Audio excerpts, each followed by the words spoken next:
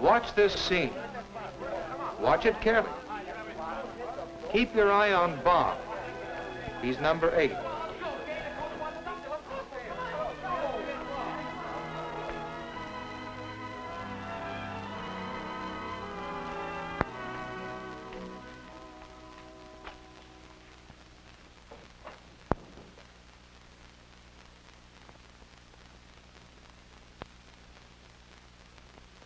What did you see?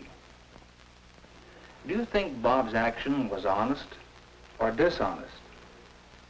If you saw such an incident, what would you do about it? That incident came to involve each of us in this room. And it caused us to consider the subject of honesty from many angles. It sure did. That's why Mr. Barker, he's athletic director of our school, suggested that we talk it over with you. Because, well, maybe it'll help you to know just what we found out about honesty. And we found out plenty. To be honest may sound easy. Some of the time it is.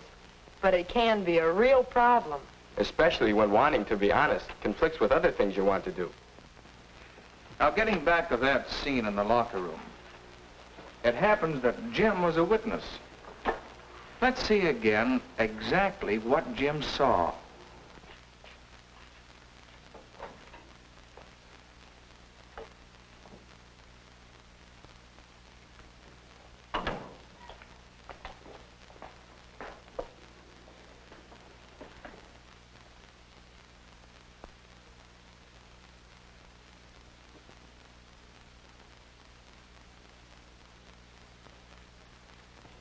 Well, what would you have done? I wanted to do the right thing, the honest thing.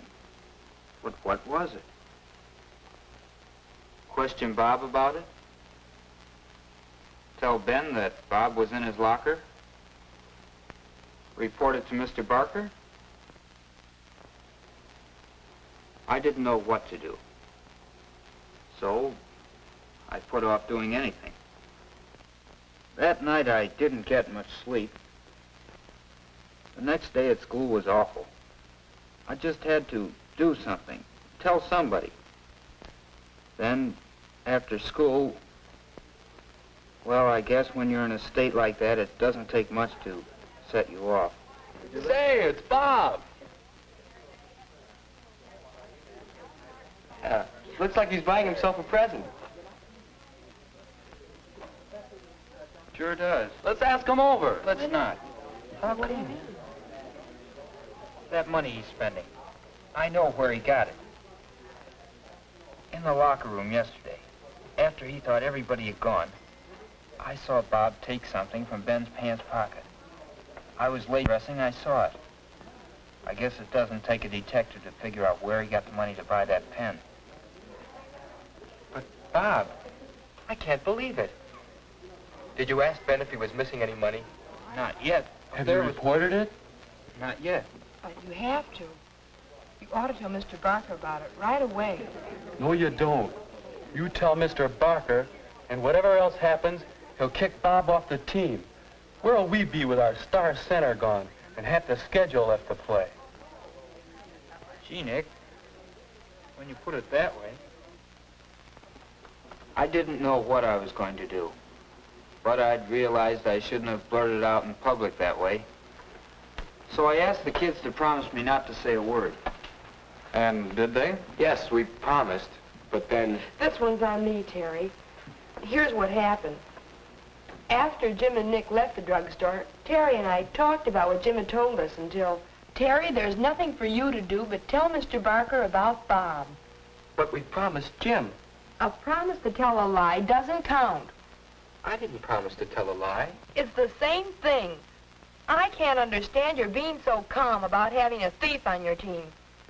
It's your duty to tell Mr. Barker, and if you don't, I will.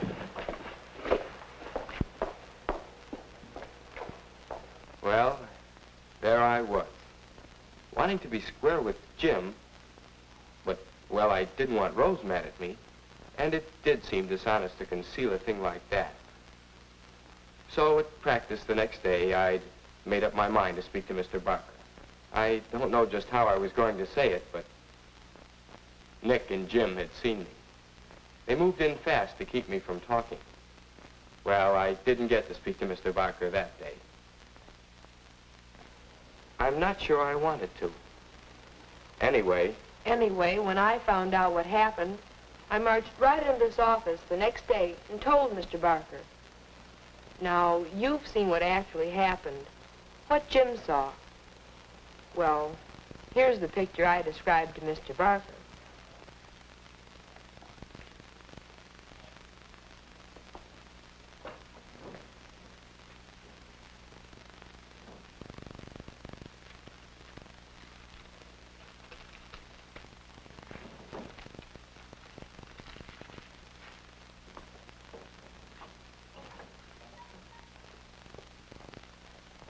That's the picture I gave Mr. Barker. At the time, I really thought I was telling the truth. But, of course... We'll come back to you, Rose. But now let's have a little skull practice. Of course, after Rose made a report, I did what was the obvious thing for me to do. I questioned Bob and Ben. And I found... But that can wait. Right now, let's see what pointers we can pick up about honesty. Well, one thing I learned, to be honest, you have to find the truth. That's not always easy. I saw Bob take something from Ben's locker, and then I saw him buy an expensive pen. It seemed he had stolen some money. But you didn't know I'd stolen it. That's right. And you didn't even give me the benefit of the doubt. No. You should have asked yourself some questions, Jim. Is it logical to think that Bob would steal? Does it jive with your past experience of the way Bob operates? Jim, your physics teacher might say that you formed your hypothesis and jumped to your conclusion. You skipped that all-important part of testing your hypothesis. Sometimes it takes a lot of testing to find the truth. But now can we draw up another general principle about honesty? I'd say the next step is pretty obvious. Tell the truth. Is it that simple? No, I don't think it is simple. And certainly the way I described Bob slinking in and taking the money, that wasn't the truth. At least, not the way Jim told me the story. Maybe it was my fault. I wasn't careful to tell you exactly what I saw. Let's call it express the truth. We mean being careful that what you say is the truth. And also being careful when you talk about a thing, being sure that people understand what you mean. but there's something more to being honest than just telling the truth. When I promised Jim not to say anything, and then went to you intending to talk, wasn't that dishonest? And what about me? Maybe I wasn't honest when I broke it up and wouldn't let him tell. We said at the start that honesty often involves conflicts. Let's think back. It seems to me, Terry, that your intentions were honorable. Your conflict was between your pledge to Jim and your own sense of doing what was right. You believed you were doing the right thing, but Nick stopped you.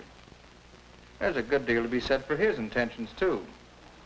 He was thinking of the good of the team. Not that I'm saying he was right. If it ever came about that we had to harbor a known thief on our team in order to win games. I guess I wasn't thinking very deep, but I could just see the whole season blowing up in our faces. Maybe inside, I didn't really believe Bob was a thief. Inside. I think that's the clue to this bigger thing we're seeking. How's this? Know yourself. Examine your motives. Know what you're doing and why you're doing it. If your intentions aren't honest, then your deed can't be completely honest.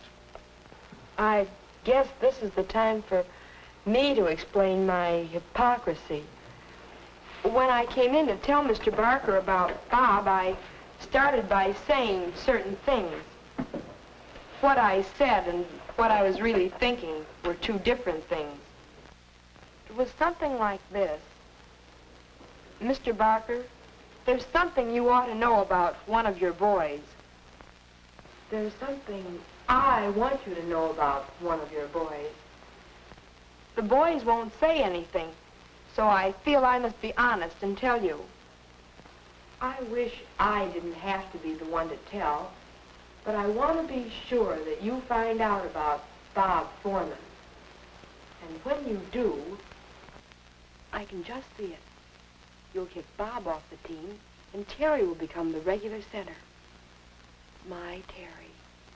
All he needs is a chance.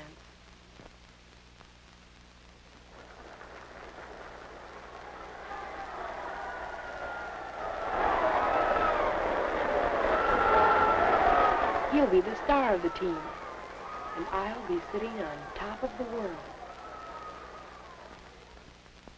That, Mr. Barker, is the real reason why I had to tell you. Whether or not I thought I was telling the truth, my motive being what it was, I was not being honest. Thanks, Rose. This hasn't been easy, I know. But you've learned a lesson in honesty. Honesty to yourself and honesty to others. That lesson will stand you in good stead all your life. I think we've all learned a good lesson. I've always heard that honesty is the best policy. Now I'm catching on to why that's so. It isn't always easy to be honest. But when you have a problem involving your own honesty, it'll help you to remember these 3 pointers. Know yourself. Be sure of your intentions, the motives behind what you're doing and saying. Find the truth. Test it in the light of past experience and by checking in every way you can. And express the truth. Make sure you say what you mean to say. And make sure your meaning is clear to your listeners. Now, Bob, tell us the truth. What really happened? Well, as for that fancy pen, I'd wanted just such a pen for a long time. And I bought it with money my aunt gave me for my birthday. And as for what happened in the locker room, well, it was this way. As soon as I finished dressing, I headed out into the gym. Then I remembered something and came back. I looked around for Ben, but he wasn't there. So I went to his locker. You see, Ben had been doing sound effects for the school radio program that morning. And he had borrowed something we'd need in practice. That's all. Honest.